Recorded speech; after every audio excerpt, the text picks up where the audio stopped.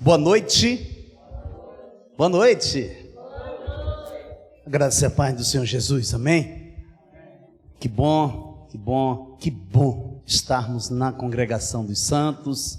Obrigado por você que nos visita mais uma vez. Obrigado a você que é constante, você que sabe a importância do congregar. Abra sua Bíblia na carta aos Filipenses. Filipenses capítulo 3, a partir do versículo 12.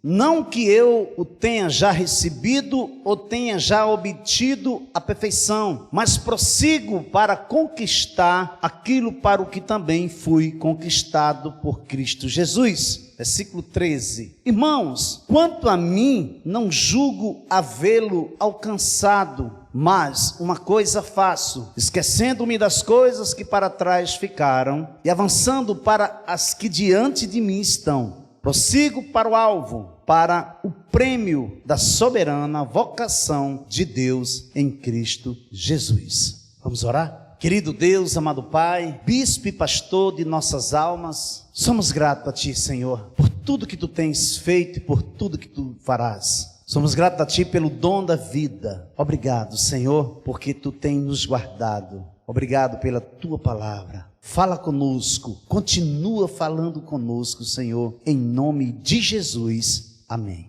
Eu estou intitulando essa mensagem de renúncia. Exatamente isso que você ouviu. Renúncia. A palavra felicidade ou estado de felicidade não é e jamais será uma palavra que possamos entender por conceitos humanos ou simplesmente por sua definição em um dicionário. Ou seja, nenhuma das qualidades cristãs pode ser aprendida em livros. Você precisa vivenciá-las. Algo mais que disposição para aprender é necessário. Está perto de alguém que após anos de disciplina nos mostra por seu procedimento em todas as áreas o que é a vida cristã. Isso nos levará ao crescimento espiritual. Não há algo mais valioso do que andarmos com uma pessoa que nos ensina através do seu procedimento em todas as áreas de sua vida o que é, de fato, a vida cristã.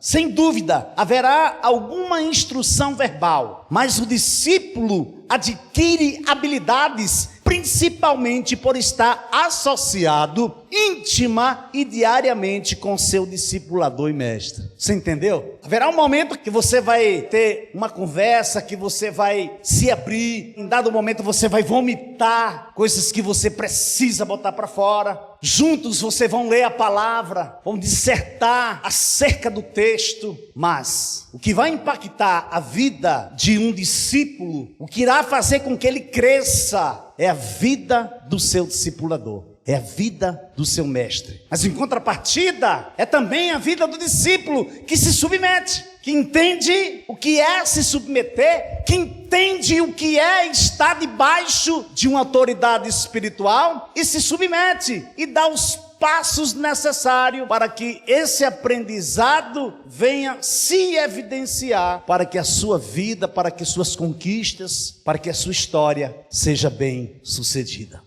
Então, haverá uma instrução verbal, claro, mas o discípulo adquire habilidades principalmente caminhando, principalmente olhando para a vida do seu discipulador, do seu mestre. É uma responsabilidade tremenda, é uma responsabilidade sem precedentes. Paulo se encontrava em prisão domiciliar em Roma, acusado de perturbar a paz. A prisão domiciliar era aplicada a quem estava aguardando o julgamento. E já fazia algum tempo que Paulo estava aguardando o seu julgamento. Sob o sistema romano, o acusado aguardava seu julgamento em uma casa que ele mesmo pagava o seu aluguel. Ele mesmo custeava suas despesas diárias, como comida, cobertor, caneta e tinta. Enfim, todas as despesas eram custeadas por aquele que estava encarcerado. Paulo dependia da ajuda financeira dos amigos, dos irmãos. No entanto, se alguém fosse pego ajudando financeiramente um preso, era acusado de crime contra o império. A pena, muitas vezes, era pena capital. Os cristãos da distante cidade de Filipos enviavam dinheiro em espécie para o apóstolo Paulo. Acorrentado a um soldado romano, Paulo passava o tempo ditando cartas aos seus colegas. Esses mesmos colegas se encarregavam de levar essas cartas aos seus destinatários, porque não havia serviço postal na época. Então, o primeiro ponto que eu quero ver com você é as consequências de minhas decisões. Veja aí, versículo 12. Não que eu já tenha recebido isso, ou já tenha obtido a perfeição, mas prossigo para conquistar aquilo para o que também fui conquistado por Cristo Jesus. Existem vários fatores que contribuem para o desenvolvimento da nossa fé, e um deles é a renúncia. Quando confessamos a Cristo Jesus, o que é que acontece? Renunciamos o mundo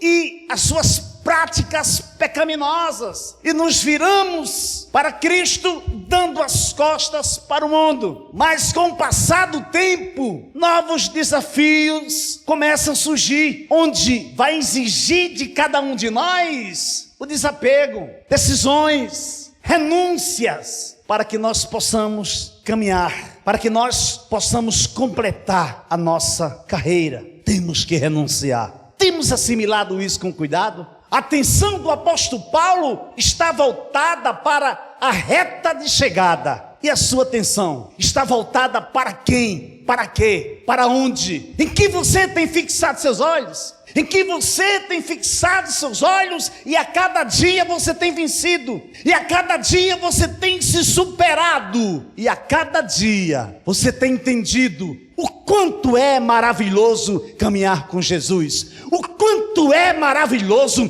estar na presença do Senhor. O quanto é maravilhoso se entregar a Ele. O quanto é maravilhoso se submeter à sua bendita pessoa. Então só chegaremos a essa conclusão se resolutamente nós começarmos a perceber a necessidade da renúncia. Porque se não renunciarmos, em dado momento iremos fracassar, em dado momento iremos ser tentados a desistir, a deixar tudo para trás, tudo aquilo que nós conquistamos, lançamos fora. Por quê? Porque preferimos ficar com aquilo que escolhemos, preferimos nos apegar muitas vezes àquilo que já passou, muitas vezes àquilo que ficou para trás, e ficamos tentando trazer de volta o que já se foi, trazer de volta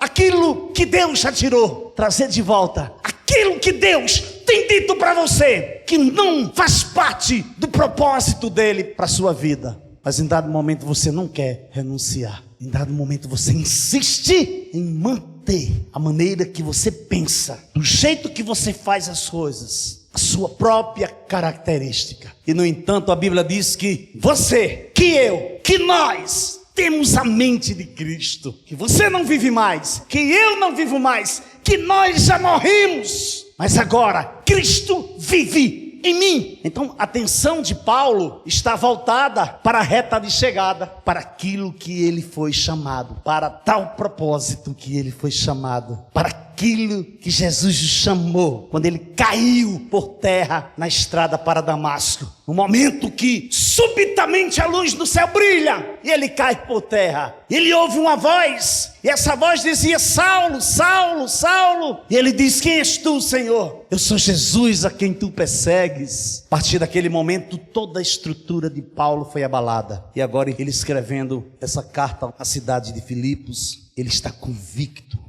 de que nada mais importa a não ser prosseguir para o alvo. Podemos ter tudo que nós queríamos ter, podemos ter tudo, e ao mesmo tempo não temos nada, mas também podemos optar em vivermos com pouco e termos muito. A questão é, você está disposto a renunciar tudo por Cristo, ou você quer Cristo porque você pode tudo? Você está disposto a renunciar tudo por Cristo? Ou você quer Cristo porque você pode tudo em Cristo? A questão não é o que Ele pode nos dar, não é o que Ele pode nos oferecer, é a essência, é a sua beleza, é a sua santidade, é a sua pessoa, é a sua graça, é a sua misericórdia, é o seu poder que se aperfeiçoa na minha fraqueza. Não é o que Ele pode me dar. Por isso que existem muitas pessoas decepcionadas, que vieram para Cristo com a perspectiva que tudo iria mudar, que tudo ao mesmo tempo iria mudar, que elas iriam mudar de casa, que elas iriam mudar de empresa, que elas iriam conquistar tudo ao mesmo tempo. E na realidade, quando elas caíram em si, elas entenderam que o Evangelho não se trata disso, o Evangelho não se trata disso. O Evangelho é novidade de vida. O Evangelho é morte e ressurreição. Quando nós entendermos que nós não podemos mais viver da maneira que queremos viver, aí sim, tudo irá bem, tudo irá bem. A questão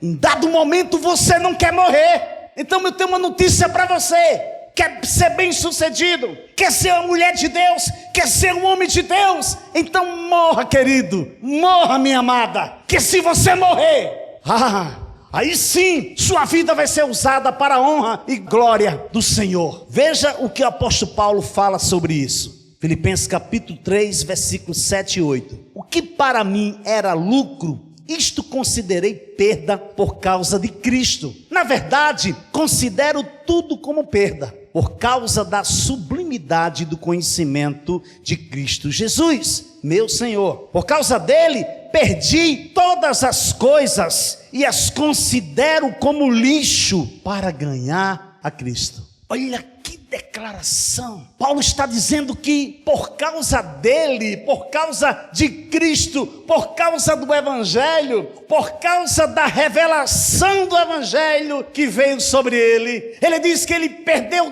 todas as coisas,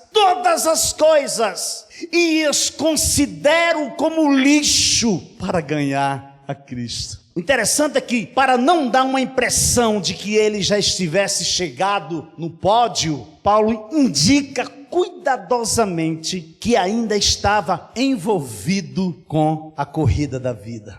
Esse foi um cuidado contra a má interpretação que foi causado pela influência dos perfeccionistas complacentes que se propagava grandemente na igreja. Pessoas que se apresentavam com características de benevolência, de afeto, de amor, mas que na realidade distorcia as escrituras sagradas. Esse é o cuidado que nós devemos ter. Temos que ponderar, temos que parar, temos que buscar Deus incessantemente. Abandono voluntário, recusa, desistência de algo que não se enquadra com a vontade soberana de Deus para a minha vida. Isso chama-se renúncia.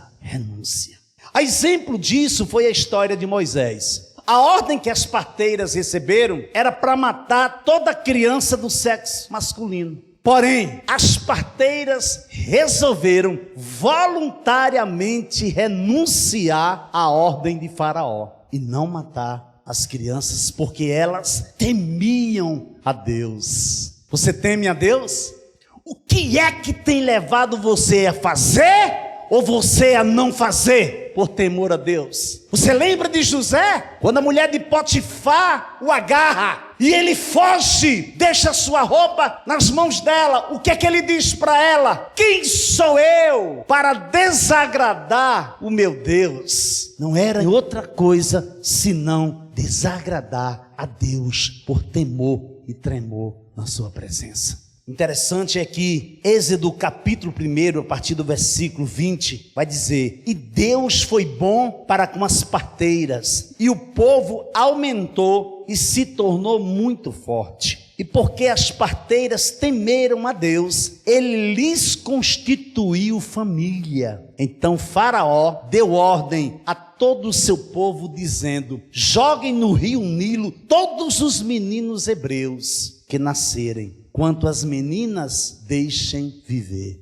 Pela fé, Moisés, depois de nascer, foi escondido por seus pais durante 3 meses, porque viram que era um menino bonito e não temeram o decreto do rei. Pela fé, Moisés, sendo homem feito, recusou ser chamado filho da filha de Faraó, preferindo ser maltratado junto com o povo de Deus a usufruir prazeres transitórios do pecado. Ele entendeu que ser desprezado por causa de Cristo era uma riqueza maior do que os tesouros do Egito, porque contemplava a recompensa. Aleluia. Você tem contemplado a recompensa de Deus na sua vida? Você tem parado, você tem meditado na palavra dele, você tem convicção plena do que ele tem para a sua vida, do que ele tem feito na sua vida, do que ele tem feito na sua família, do que ele tem realizado na tua saúde, porque ele tem te guardado, ele tem escondido você. Você tem tido essa percepção? Ou você tem vivido apenas momentos transitórios, momentos efêmeros, passageiros? Hebreus capítulo 11, versículo 23 a 25. Você tem contemplado essa recompensa? Você tem prosseguido para conquistar aquilo para o qual você também foi conquistado por Cristo Jesus? O Evangelho de Cristo Jesus não é faz de conta, não é um mundo de imaginação, não é algo que se vive dissimuladamente, pelo contrário, é um mundo que se vive pela fé e não por aquilo que nós vemos. O Evangelho é algo que nos leva para uma dimensão do desconhecido, mas que temos a plena certeza que existe um Deus que tem o controle de tudo, um Deus criador, um Deus que é amor, um Deus que é santo e um Deus que é justo. Então temos essa confiança. Precisamos ter nossas próprias experiências com Deus em Cristo Jesus. Precisamos ter nossa própria revelação pessoal de Deus. Quando Moisés apacentava o rebanho de Jetro, sacerdote de Midian, que era seu sogro, levando o rebanho para o lado ocidental do deserto, chegou ao monte de Deus, a Horebe. Apareceu-lhe o anjo do Senhor numa chama de fogo. Olha, deixa eu falar uma coisa para você. Amados, eu já li esse versículo assim inúmeras vezes. E ontem a minha esposa me chamou para me mostrar algo. E eu disse, não, minha filha, eu não posso agora. Quando foi hoje que eu estava terminando de redigir o esboço, eu me deparei com esse texto. Olha que eu já li esse texto várias vezes. E eu a chamei para compartilhar com ela. Ela olhou para mim com os olhos assim, atencioso. Aí disse, você lembra que ontem eu chamei você e você não pôde ir? Eu disse, lembro. Era para mostrar exatamente isso. Olha, deixa eu ler para você. Ele está cuidando do rebanho do seu sogro, Jetro, sacerdote de Midian. E ele leva o rebanho para o lado ocidental do deserto, onde chegou ao monte de Deus, a Horebe. Apareceu-lhe o anjo do Senhor numa chama de fogo e no meio de uma sarça. Moisés olhou e eis que a sarça ardia no fogo e a sarça não se queimava. O que me maravilhava aqui quando eu lia esse texto era que a sarça não se queimava. Mas não é isso que impactou meu coração hoje. Vou ler de novo. Apareceu-lhe o anjo do Senhor numa chama de fogo no meio de uma sarça. Onde é que Deus estava? Deus estava no meio da sarça, dentro do fogo. Meu Deus, que é isso? Que Deus maravilhoso. Você já imaginou? Ele olha para a sarça. E ele não vê a sarça se consumir, tudo bem. Mas ele percebeu que o Senhor estava lá, no meio da sarça. E eis que a sarça ardia no fogo e a sarça não se consumia, não se queimava. Moisés ficou maravilhado e decidiu se aproximar, porque a sarça não queimava. Olha, deixa eu falar uma coisa para você aqui. Quando o seu coração não queimar mais com a palavra de Deus, ou quando a palavra de Deus não chamar a sua atenção e outras coisas paralelo chamar a sua atenção, existe alguma coisa errada. Quando a palavra de Deus não pega, me sacode para um canto, me sacode para outro, e eu não paro diante dela, alguma coisa está errada comigo. Primeiro, falta de concentração é uma coisa comum, mas não é isso que eu estou falando. Eu estou falando da soberana palavra de Deus, o qual os judeus não ousavam pronunciar o nome de Deus, não ousavam a fazer a transliteração da palavra de Deus.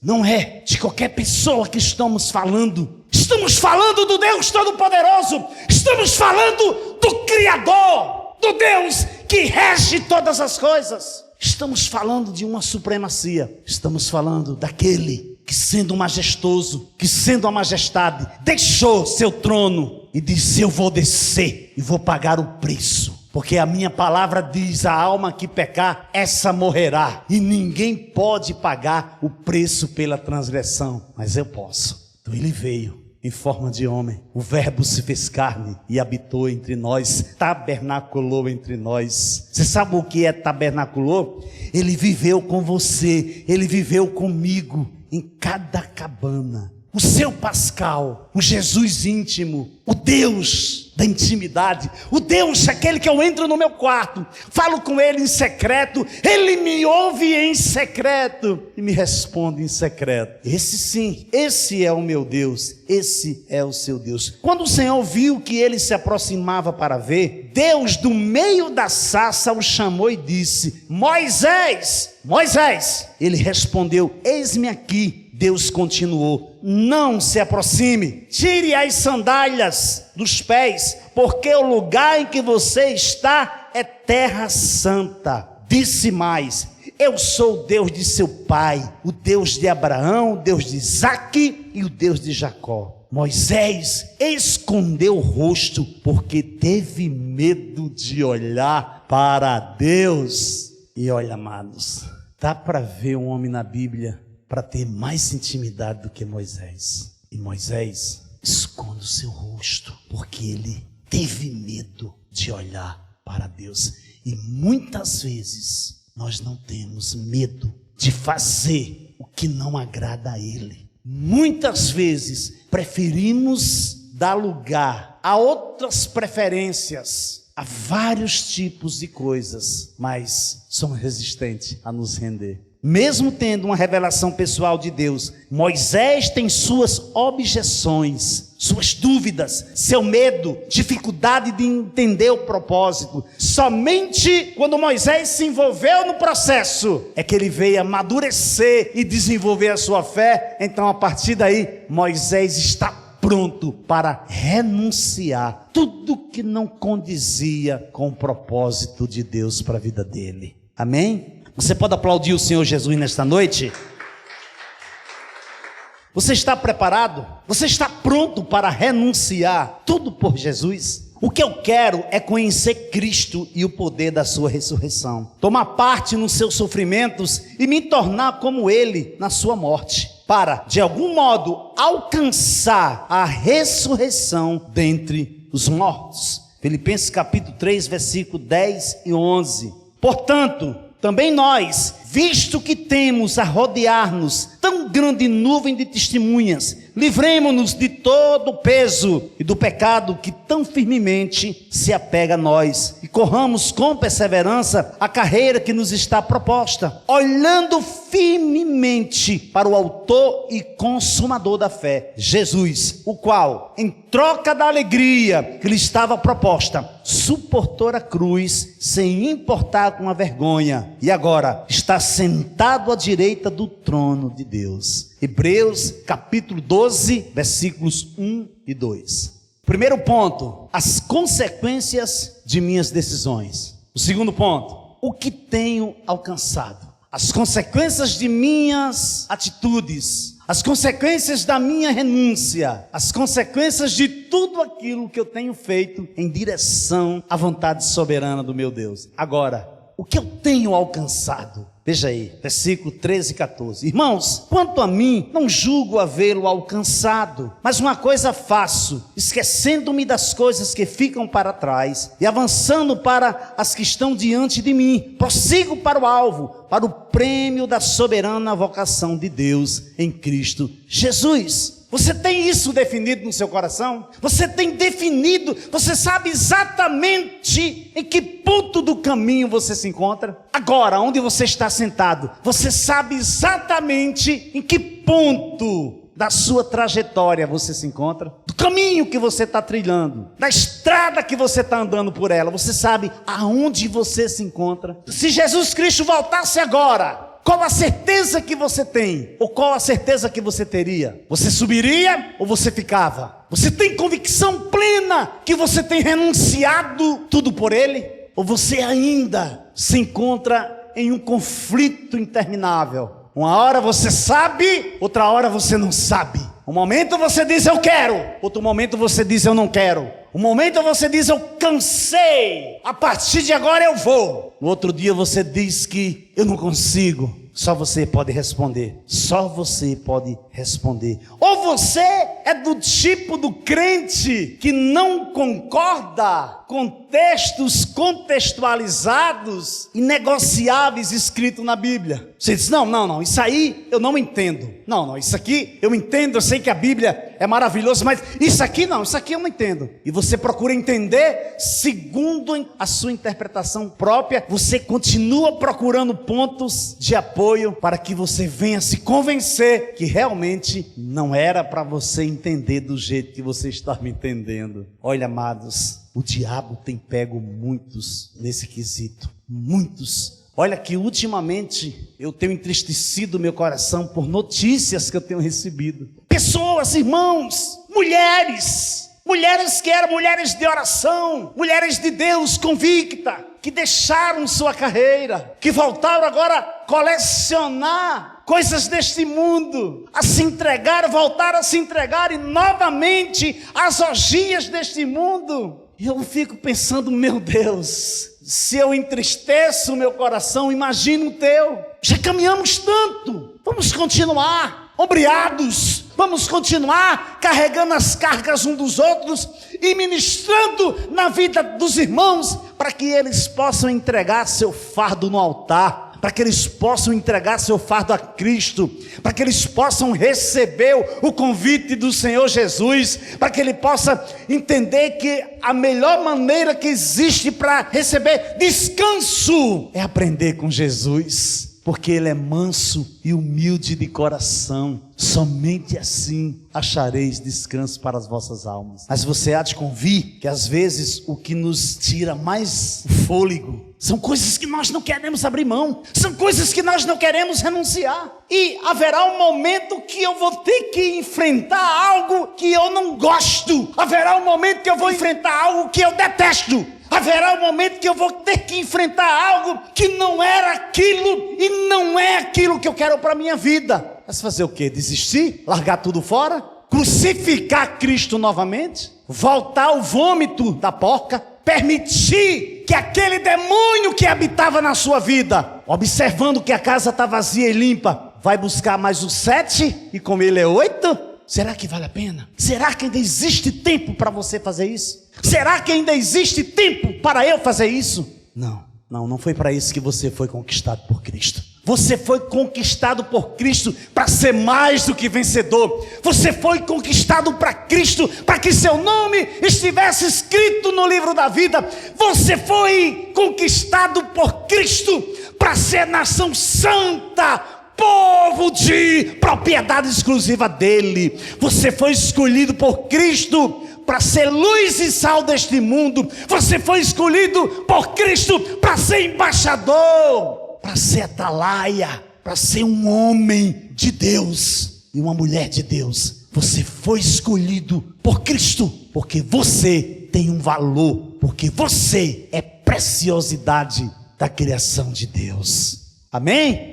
Deus tinha um propósito na conversão de Paulo, e Paulo desejava intensamente que esse propósito pudesse ser inteiramente realizado em sua experiência. Deus tem um propósito na sua conversão. Qual o desejo que você tem? O que é que você tem apresentado nas mãos dele? Olha, deixa eu falar uma coisa para você, ó. Eu sou resistente. Mas resistente não quer dizer que eu não aceito, que eu não concordo. Não é isso. Eu sou apenas resistente. Eu sou resistente de ver um crente que é lavado e que é remido pelo sangue de Jesus andar cabisbaixo, andar carrancudo, andar para baixo. Um dia o termômetro está lá em cima.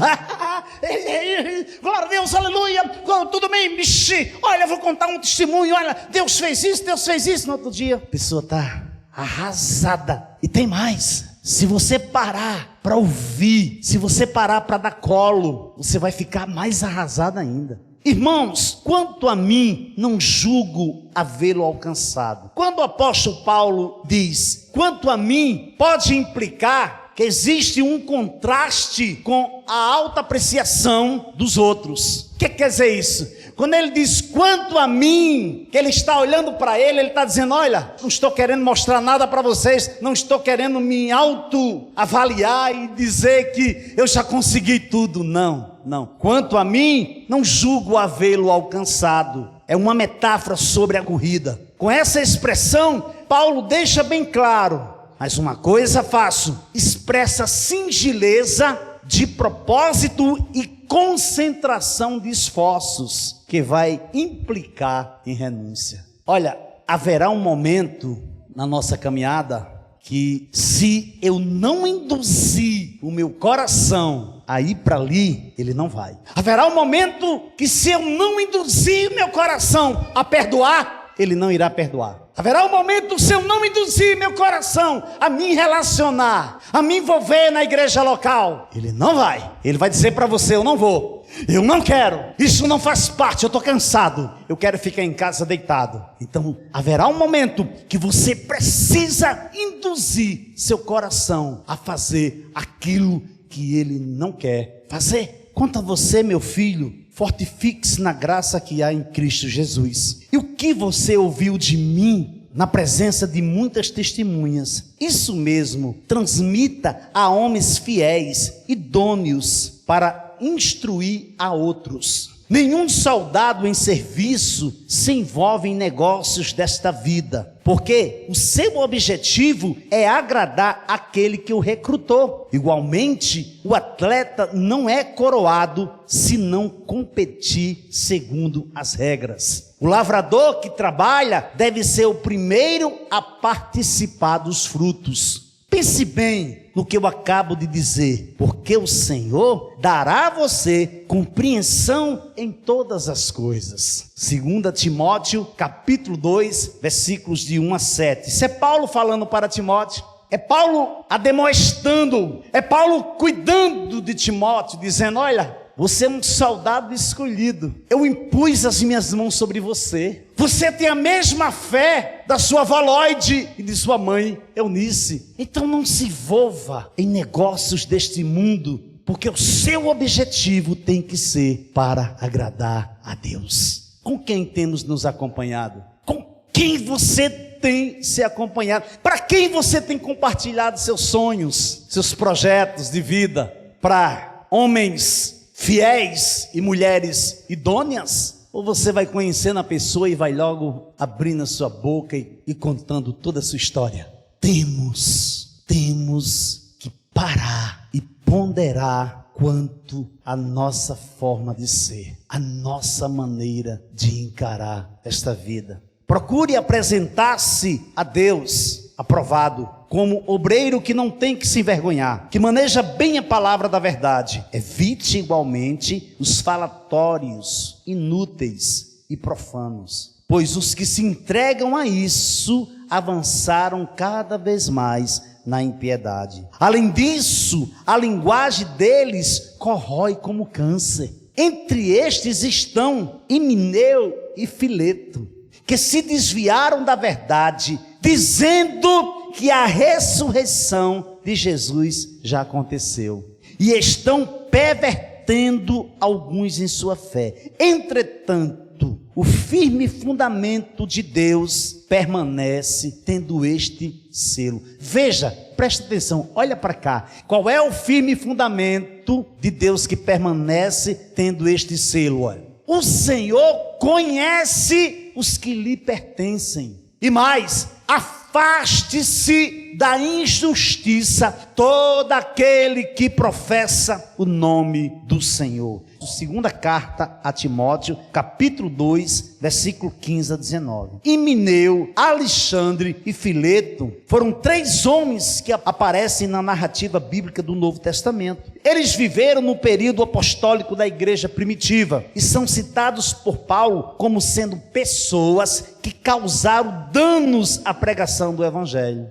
Pela forma com que são mencionados na Bíblia, é possível que Himeneu, Alexandre e Fileto tenham exercido algum papel de liderança na comunidade cristã da época. Se faz menção que eles poderiam serem até líderes. A primeira vez que Himeneu é mencionado, ele é associado a Alexandre. Está em 1 Timóteo capítulo 1, versículo 18 a 20. Essa é a demonstração que faço a você, meu filho Timóteo, segundo as profecias que anteriormente foram feitas a seu respeito, que, firmado nelas, você combata o bom combate, mantendo a fé e a boa consciência, porque alguns, tendo rejeitado a boa consciência, vieram a naufragar na fé. Entre eles estão Himeneu e Alexandre, os quais entreguei a Satanás para serem castigados, a fim de que aprendam a não blasfemar. É muito sério, é muito sério. Agora, o que eu acho mais interessante é que existem pessoas hoje em dia que brincam com a palavra de Deus. Existem pessoas que blasfemam contra Deus. Existem pessoas que não pregam, que não mostram mais a seriedade da palavra de Deus. Agora a pergunta é, será que Deus não é o mesmo Deus? Claro que é. Ele era, ele é e ele sempre será. Quem tem sido Himeneu, Alexandre e Fileto em sua vida? Quem tem te levado através de conversações? Quem tem te apresentado conceitos meramente humanos e você tem se deixado levar por uma boa homilia, por uma boa exegética, por uma boa hermenêutica? Quem tem sido Himeneu, Alexandre e Fileto? Renuncie seus pensamentos preconcebidos. Acate, aceite, renuncie. Há pouco nós falamos sobre o exemplo de Moisés, de renúncia. Mas agora eu quero falar para você, para nós terminarmos, sobre o modelo de renúncia, Jesus Cristo. Veja aí, Filipenses capítulo 2, versículos 5 a 11. Seja a atitude de vocês a mesma de Cristo Jesus, que embora sendo Deus, não considerou que o ser igual a Deus era algo a que devia pegar-se, mas esvaziou-se a si mesmo, vindo a ser servo, tornando-se semelhante aos homens, e, sendo encontrado em forma humana, humilhou-se a si mesmo, e foi obediente até a morte, e morte de cruz. Por isso Deus o exaltou à mais alta posição e lhe deu o nome que está acima de todo nome, para que o nome de Jesus se dobre todo o joelho, no céu, na terra e debaixo da terra, e toda língua confesse que Jesus é o Senhor, para a glória de Deus Pai. O verbo que se fez carne e habitou entre nós, a própria imagem do Deus invisível, Jesus Cristo, o primogênito sobre toda a criação. Porém, ele renunciou o direito de ser igual a Deus, mesmo sendo o próprio Deus, para agradar ao Pai. Jesus Cristo, mesmo sendo Deus, ele não usa de usurpação ser igual a Deus, mas se esvazia, decide renunciar. Ele poderia muito bem dizer, não pai, eu não quero, eu não vou pagar esse preço. Quando ele está no Getsêmani, o seu suor se transformou em grandes gotas de sangue, e ele estava com aflição de morte, e ele disse, Pai, se possível, passa de mim esse cálice, mas, portanto, vai segundo a tua vontade, porque foi para essa hora que eu vim. O que nós temos feito com esse evangelho? Esquecendo-me das coisas que ficam para trás e avançando para as que estão diante de mim, prossigo para o alvo, para o prêmio da soberana vocação de Deus em Cristo Jesus. Versículo 13 e 14. Paulo está se referindo às realizações do passado, que poderia provocar a autossatisfação, resultando em uma redução no ritmo da marcha. Por isso é que Paulo é tão determinante quando diz avançando. Ele descreve como se fosse todas as cores, a multiforme graça de Deus, contribuindo para uma pintura exemplar, com suas características bem detalhadas, e apela para todas as forças que ainda lhe restam. Inclina-se na direção do alvo. Precisamos fixar os olhos no alvo. Qualquer distração pode ser fatal. O prêmio pertence àqueles que correspondem de todo o coração à soberana vocação de Deus. Aqueles que renunciam seu ego e prosseguem na direção de novas alturas e realizações espirituais. Sabe o que é que me maravilha? E a conclusão que eu chego é que este homem está preso. Esse homem se encontra algemado com um soldado dia e noite.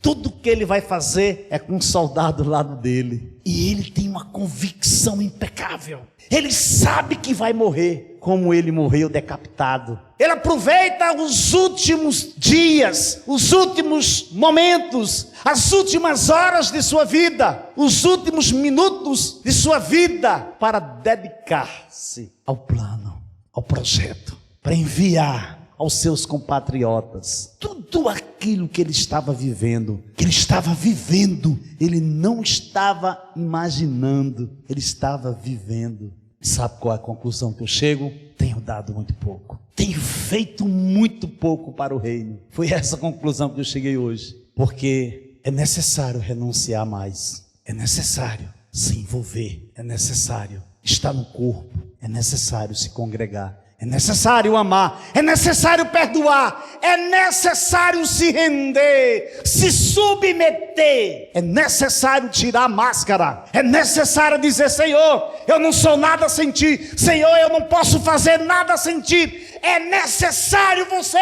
colocar seu rosto no pó, se humilhar e dizer: Senhor, eu tenho sido o que eu não sou, eu tenho demonstrado o que eu não sou. Senhor, quebra o meu orgulho, quebra, Senhor, quebra o vaso se necessário e faz de novo. É necessário.